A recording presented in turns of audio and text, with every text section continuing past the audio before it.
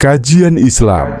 Qanatu Qiraat. Inna fi khalqis samawati wal ardi wa ikhtilafil laili wan nahari la ayatin li ulil albab. Ceramah Islam yang disampaikan oleh Ustadz Endi Hasan MZ. Channel Endi Hasan MZ Official, menebar cahaya iman, meraih kemuliaan.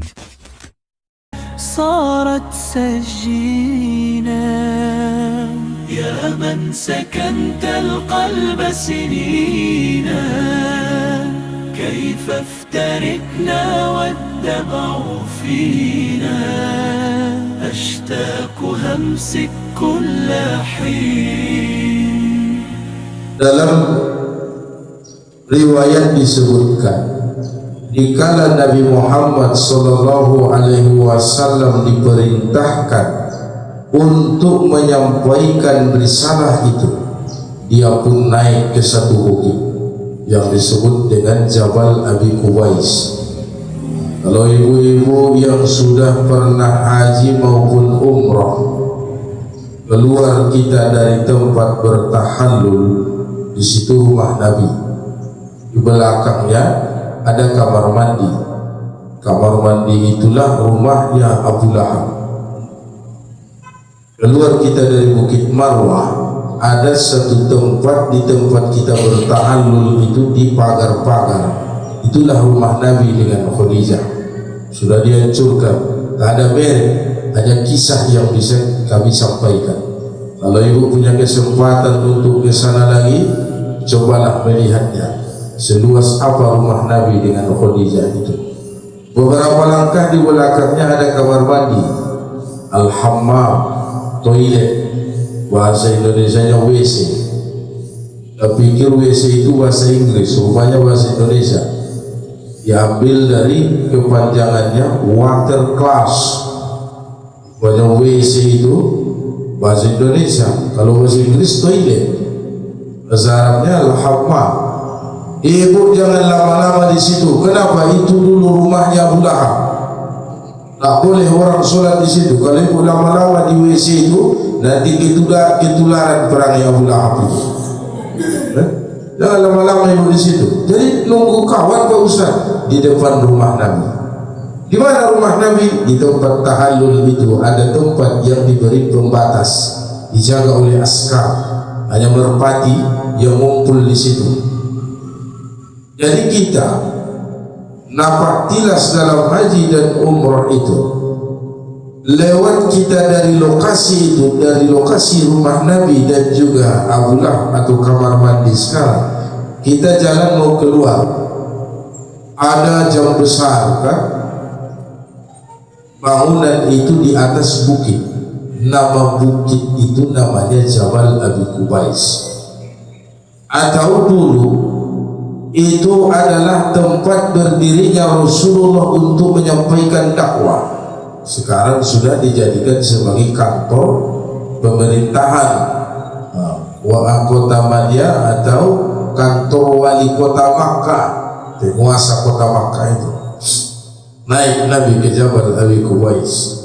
Wahai suku Quraisy, kalau saya katakan di balik gunung ini ada musuh yang akan menyerang kamu, apakah kalian percaya? Apa jawab mereka? Kami percaya padamu Muhammad. Kami beri gelar engkau Al-Amin, orang yang dipercaya. Lalu apa kata Nabi Muhammad? Kalau saya katakan bahwa saya Nabi dan Rasul, dengan menyampaikan berita gembira kepada kalian dan azab bagi orang yang engkar, apakah kalian percaya? Apa jawab pamannya? Jirannya, sudah paman jiran lagi kan? Abdul Uzza bin Abdul Muttalib. Celaka engkau Muhammad. Rupanya untuk ini kamu mau menyampaikan sesuatu, kamu mengumpulkan kami. Celaka engkau Muhammad, kata pamannya, bukan orang lain. Lalu turunlah surah Al-Lahab atau surah Al-Masad. A'udzubillahi minasyaitonir rajim. Bismillahirrahmanirrahim. Tabbat yada abi lahabin wa tab, ma aghna anhu maluhu wa ma kasaba. Jadi Allah sebutkan celakalah dua tangan Abu Lahab dengan sebenar-benar celaka. Allah tidak menyebutkan nama aslinya. Nama aslinya Abdul Uzza bin Abdul Muttalib, saudara kandung dari Abdullah bin Abdul Muttalib, saudara kandung dari Abu Thalib bin Abdul Muttalib, saudara kandung dari Hamzah bin Abdul Muttalib. Lalu siapa lagi? Abbas bin Abdul Muttalib. Jadi paman Nabi itu ada yang Islam, ada yang kafir, ada yang tidak Islam tapi membela Islam. Itulah kuasa Allah. Ada Hamzah beriman kepada Nabi Muhammad dan membela Islam. Ada yang lagi Abbas, ayahnya Abdullah bin Abbas. Jadi Abbas bin Abdul Muttalib adalah paman Nabi, masuk Islam, membela Islam. Ada namanya Abdul Uzza bin Abdul Muttalib, dia benci Islam, jiran Nabi, diberi gelar oleh Allah dengan nama Abu Lahab, Pak yang celaka. Itulah Abu Lahab. Ada lagi Abu Thalib, ayahnya Sayyidina Ali, dia tidak Islam tapi membela Islam. Ikut diboikot, dia membelanjai dan menafkahi Nabi Muhammad dan para sahabat sampai akhir hayat. Rasulullah mengajaknya membaca kalimat tauhid, dia tidak bisa ucapkan.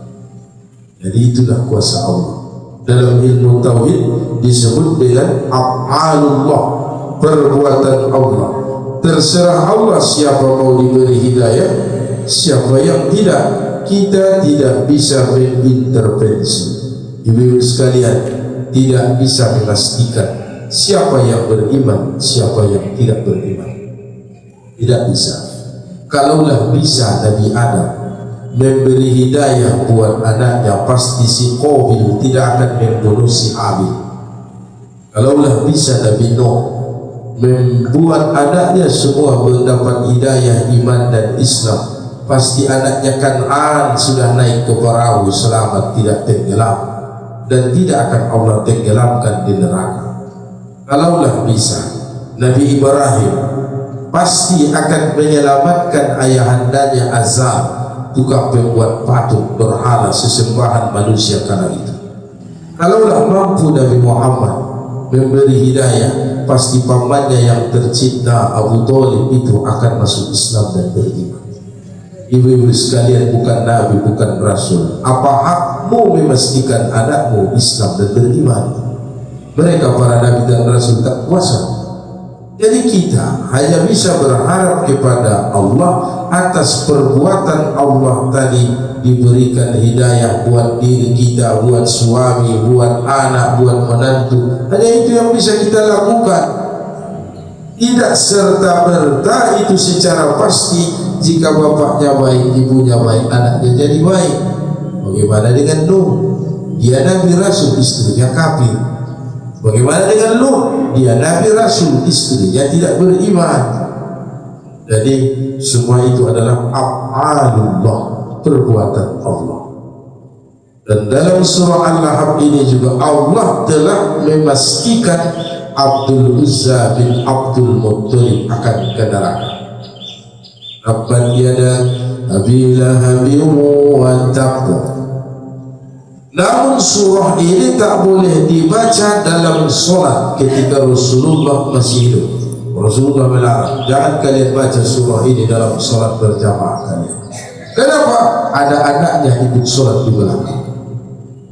Jadi walaupun Abu Lahab kafir, anaknya beriman, anaknya masuk Islam. Setelah penaklukan kota Makkah itu yang beriman aman, yang tidak beriman dia keluar, atau kalau mereka melawan maka harus diperang. Memang anaknya Abu Lahab adalah menantu Rasulullah SAW. Utbah menikahi putri Nabi, Utaibah dua anak Abu Lahab memperistri putri Nabi. karena kebencian Abu Lahab terhadap keponakannya. Dan Rasulullah manggil paman sama Abu Lahab. Kebencian Abu Lahab kepada Nabi Muhammad, ia paksa anaknya ceraikan istri, ceraikan putri Muhammad itu. Maka anak Abu Lahab menceraikan putri Rasulullah, ditampung dan dinikahi oleh Utsman bin Affan. Itu bekas menantunya Abu Lahab. Karena Utsman dia adalah saudagar kaya, dia hebat, makanya dia menikahi putri Nabi yang diceraikan oleh anaknya Abu Lahab. Meninggal dunia lalu digantikan. Inilah yang sampai sekarang sering terjadi di belahan dunia ini, termasuk di Mandailing Natal. Meninggal kakaknya dinikahi adiknya, kan? Nah, itulah seperti yang dialami putri Nabi. Betapa kesal dan kecewanya Rasulullah itu terhadap anak Abu Lahab, tapi begitu dia masuk Islam tetap diterima. Dosa kesalahan di masa lalu dihapuskan. Jadi sejak saat itu kalau sholat di masjid tak boleh baca surah Al-Lahab. Coba bayangkan tu, ada Uqbah atau Utaibah sholat maghrib, imamnya baca tabbat yada abi lahabin wa tabba, itu nama ayah dia. Maksudnya dalam masjid, dalam beribadah tak boleh kita diskriminatif, atau tidak boleh kita menjustifikasi orang, menghakimi orang. Karena ada orang di mimbar dia menyerang seseorang, tak boleh. Atau dalam khutbah dan ceramahnya ia ingin menyinggung seseorang, itu tak boleh. Surah Al-Lahab tak boleh dibaca di dalam solat berjamaah di kala itu. Ma'aghna anhu maluhu wa ma kasaba, apa yang dilakukan oleh Abu Lahab itu tiada artinya, sia-sia. Ma'aghna, tidak bermanfaat. Anhu maluhu wa ma kasaba, yang dilakukan Abu Lahab sangat banyak. Ia mencela Nabi di saat berdakwah, lantas dia menyebarkan fitnah, membuat gosip. Kalau di surah Al-A'la atau surah Sabbihis, apa kata Allah di situ? Ara'aital ladzi yanha 'abdan idza shalla. Apakah kamu tidak melihat seseorang melarang orang lain untuk sholat? Abadan idza shalla, seorang hamba apabila sholat. Siapa yang dimaksud itu? Abu Lahab. Kalau Nabi Muhammad sholat di Masjidil Haram, kan peta dalam kisah itu begini, Makkah di dalamnya ada Ka'bah. Selesai kita tawaf, kita akan jalan ke tempat sa'i, kan dekat dari Ka'bah ke Safa dan Marwah, kan berdekatan itu, kan? Kita keluar dari tempat tawaf, baru tumas sa'a atau berjalan ke tempat sa'i. Kita mulai dari Bukit Safa ke Bukit Marwah, berakhir Bukit Marwah, keluar kita dari Bukit Marwah, dari pintu itu hanya beberapa langkah sudah sampai tempat ta'allul, kan di situ rumah Nabi.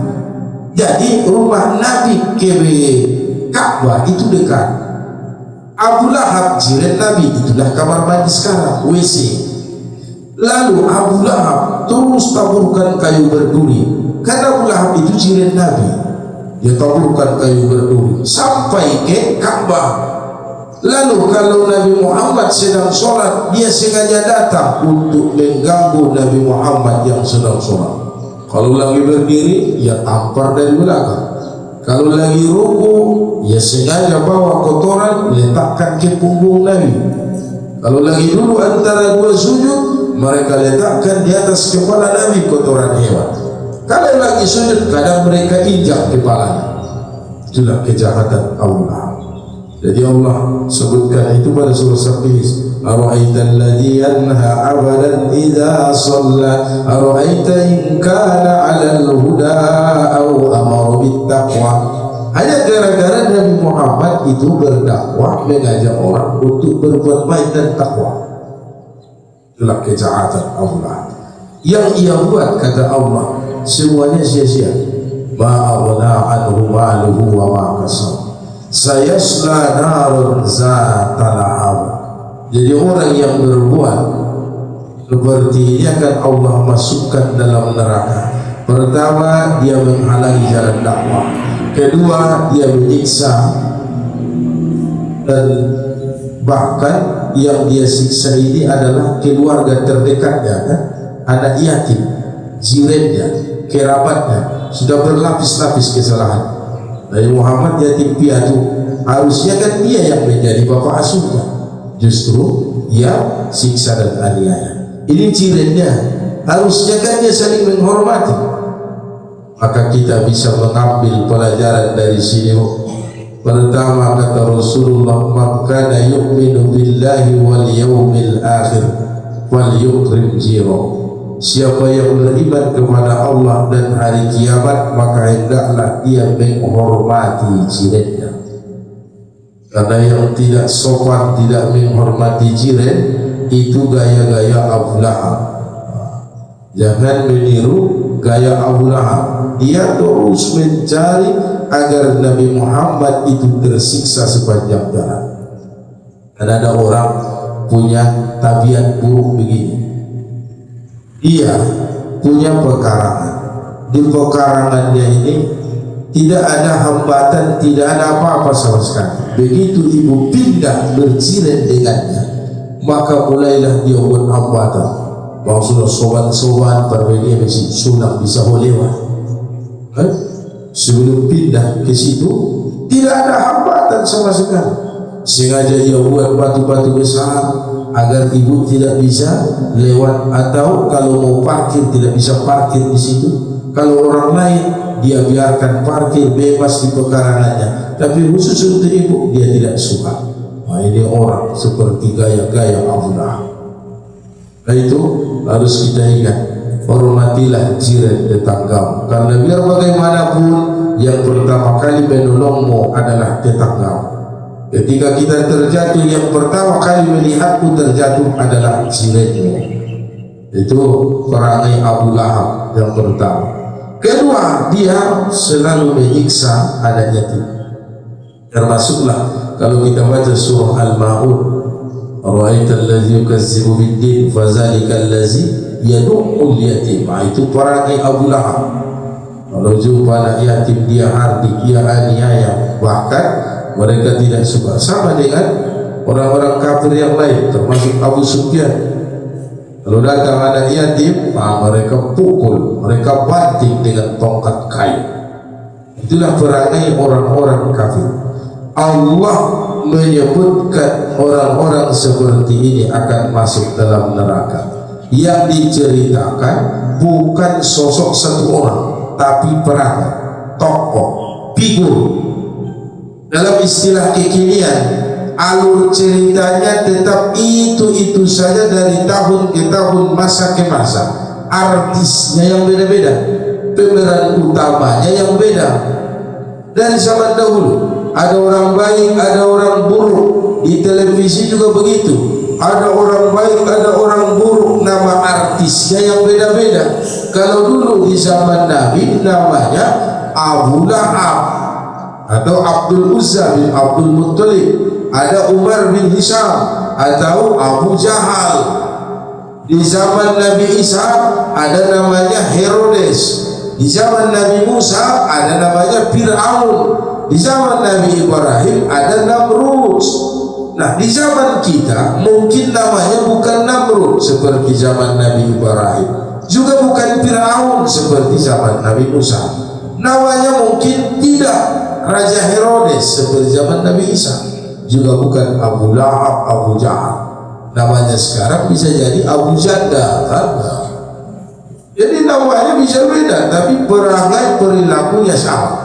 Untuk itu sekalian, jangan waspada terhadap seseorang, tapi jauhilah tabiat buruk seperti Abu Lahab. Pertama, tidak menghormati jiran tetangga. Kedua, sering menyakiti, menyiksa anak yatim. Lalu yang ketiga, membenci orang yang melakukan kebaikan. Dia sering melarang orang untuk sholat. Siapa yang beriman dengan Nabi Muhammad, dia akan disiksa, dia akan aniaya. Dari logikanya begini, di sekitaran Ka'bah banyak Tuhan, orang menyembah patung. Di sekitar Ka'bah itu ada orang menyembah api, disebut dengan agama Majusi. Ada orang menyembah kayu, ada lagi yang menyembah matahari. Semua agama ngumpul di depan Ka'bah. Jadi Ka'bah di zaman Nabi Ibrahim itu tempat ibadah. Berganti masa dan generasi, semua keyakinan menjadikan Ka'bah sebagai tempat ibadah. Jadi jangan mengatakan Ka'bah itu tempat yang suci. Semua orang, semua agama juga mengatakan itu suci. Yang pasti apa yang kamu lakukan di depan Ka'bah itu yang paling inti. Karena orang Majusi menyembah api di depan Ka'bah, orang Nasrani menyembah kayu di depan Ka'bah. Kalau kita orang Islam harus menyembah Allah di depan Ka'bah. Jangan sampai ada di antara kita datang ke depan Ka'bah menyembah selain Allah. Itu maksudnya. Ka'bah itu tempat suci, semua agama meyakininya. Tapi yang harus paling kita perhatikan, apa yang kamu lakukan di depan Ka'bah itu. Jadi di zaman Nabi, semua agama ngumpulnya di depan Ka'bah, menyembahnya masing-masing Tuhan, itu sentral. Orang Majusi tidak pernah bentrok dengan orang Yahudi. Orang Yahudi tidak pernah hantam-hantaman dengan Zoroaster. Zoroaster dengan Nasrani. Orang-orang yang punya keyakinan penyembah-penyembah berhala patung di sekitaran Ka'bah, mereka tidak pernah bentrokan. Tapi begitu datang seorang anak manusia namanya Muhammad, dia melaksanakan ibadah menurut keyakinannya, semua orang menghujatnya. Kita ulang lagi biar ibu paham. Agama Yahudi tidak pernah berantem dengan Nasrani, Nasrani dengan Majusi, Majusi dengan agama lain. Semuanya akur, tidak saling memburuk-burukkan. Yang menyembah kayu di depan Ka'bah, yang menyembah batu juga di situ. Tapi begitu datang seorang anak manusia namanya Muhammad, dia juga beramal menurut agama dan keyakinannya. Semua keyakinan agama itu menyerangnya. Kan aneh. Yahudi tidak pernah berantem sama Nasrani, Nasrani tidak pernah berantem dengan agama lain. Ketika Muhammad datang, semua menyerangnya. Apakah Allah tidak sayang kepadanya? Bukan itu maksudnya. Allah ingin menguji kekasihnya. Maksudnya inang radi sumonun di kehidupanmu. Salulun niarion bahat doalak mangkarejoon na sumonina. Tapi begitu mangkarejoon na bulus ko manyawawaran sa utang. Sobarko, ini jawabannya. Sebanyak agama di kota Makkah tidak pernah berantem, mereka akur. Tapi begitu datang Nabi Muhammad, kenapa dia sholat begitu? Kenapa dia beribadah begitu? Padahal yang lain mau menyembah sambil melipat tangan, mau berbaring, mau tiarap, tidak ada yang komentari. Tapi begitu Nabi Muhammad Allahu Akbar, ajaran apa itu? Ajaran apa itu? Semua mencela dan menghina. Jadi kita pun akan mengalami hal yang serupa. Banyak orang memakai pakaian yang seperti itu, tapi giliran ibu pakai, satu kampung membahasnya. Padahal waktu si anu pakai nggak ada orang bicarakan, si anu pakai nggak ada orang singgung, tapi giliran ibu semua singgung. Semua warna cat sudah pernah dipakai orang lain. Karena ini mau puasa atau mau lebaran, ibu cat rumah, semua orang mensindir, menghina, merendahkan. Itu resiko. Kalau kita jadi rumput, anginnya tidak akan kencang, dia hanya berdiri kokoh di atas tanah, paling 10 cm, 15 cm. Kenapa? Karena dia rumput. Di halaman rumah dinas bupati ini kan banyak rumput. Lu tengok sekencang apapun anginnya dia akan bergoyang. Tapi ingat, rumput harus siap diinjak oleh siapapun. Ibu kalau tidak ingin diinjak boleh, jadilah pohon kelapa, tidak akan pernah diinjak. Ngambil buahnya harus manjat, harus naik ke ketinggian. Tapi awas, sedikit angin bertiup harus bergoyang sekencang-kencang, apalagi angin kencang datang. Maksudnya imanmu tipis, ya ujiannya rendah. Kalau imanmu kuat, ujiannya harus tinggi. Nabi Rasul mereka imannya paling tinggi, ujian datang ya sesuai dengan ketinggian iman. Ibu kalau tidak siap diuji dengan ujian tinggi, jadilah keimanan yang rendah. Tapi ingat, rumput tidak akan bertiup, tidak akan bergoyang sekeras apapun angin bertiup.